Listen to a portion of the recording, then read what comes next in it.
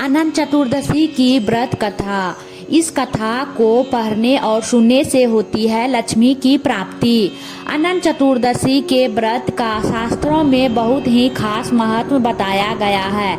अनंत चतुर्दशी पर भगवान विष्णु के अनंत स्वरूप की पूजा होती है और हाथ में 14 गांठों वाला धागा अनंत बांधा जाता है। ऐसा करने से माँ लक्ष्मी भी प्रसन्न होती है। अनंत चतुर्दशी की पूजा में कथा का पाठ करने का बहुत ही महत्व माना गया है। आप भी जानिए यह कथा और उसका पाठ करें।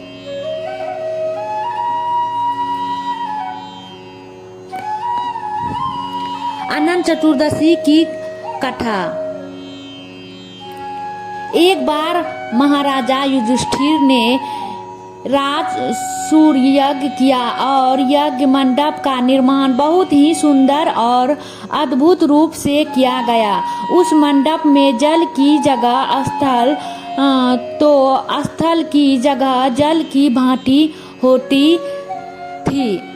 इससे दुर्योधन एक स्थल को देखकर जल कुंड में जा गिरे। द्रौपदी ने यह देखकर उसका उपहास किया और कहा कि अंधे की संतान भी अंधी होती है। इस कटु वचन से दुर्योधन बहुत आहत हुए और इस अपमान का बदला लेने के लिए उसने युधिष्ठिर को दुधूत अर्थात जुआ खेलने के लिए बुलाया और छल से जीतकर पांडवों को 12 वर्षों वनवास दे दिया। वन में रहते इन्हें अनेकों कष्टों को सहना पड़ा। एक दिन वन में भगवान कृष्ण युधिष्ठिर से मिलने आए। युधिष्ठिर ने इन्हें सब हाल बताया और उस विपदा से निकलने का मार्ग भी पूछा। इस पर भगवान कृष्ण ने इन्हें अनंत चतुर्दशी का व्रत करने को कहा और कहा कि इसे करने से खोया हुआ राज भी मिल जाएगा। इस वार्तालाप के बाद श्री कृष्ण जी युधिष्ठिर को एक कथा सुनाते हैं। प्राचीन काल में एक ब्राह्मण था। उसकी एक कन्या थी। इसका नाम सुशीला था।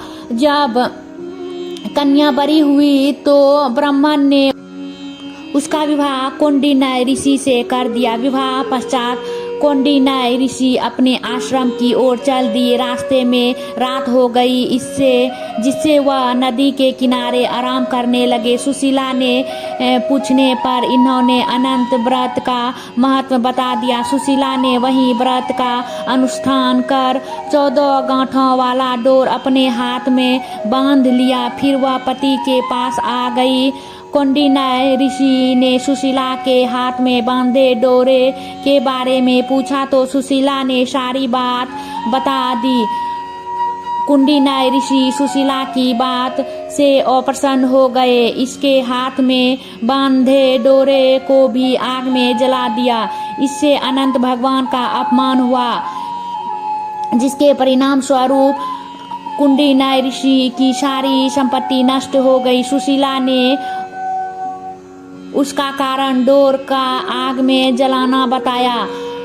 पश्चाताप की अग्नि में जलते हुए ऋषि अनंत भगवान की खोज में वन की ओर चले गए। वे भटकते भटकते निराश होकर गिर पड़े और बेहोश हो गए। भगवान अनंत ने इन्हें दर्शन देते हुए कहा कि मेरे अपमान के कारण ही तुम्हारी यह दशा हुई और विपत्तियां आई, लेकिन तुम्हारे पश्चाताप से मैं तुमसे अप्रसन्न हूँ।